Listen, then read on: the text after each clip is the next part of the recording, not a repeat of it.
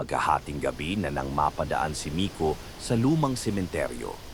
Tahimik ang paligid, tanging ihip ng malamig na hangin at lagaslas ng mga dahon ang maririnig.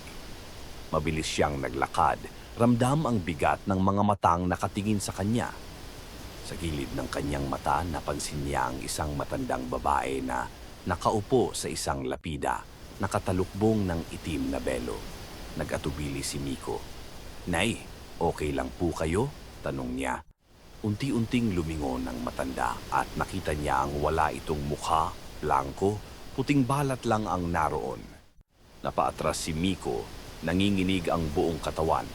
Bigla itong tumayo at humakbang papalapit sa kanya. Tumakbo si Miko, humihingal, ngunit kahit anong bilis ng kanyang takbo, naririnig pa rin niya ang yapak ng matanda sa kanyang likuran.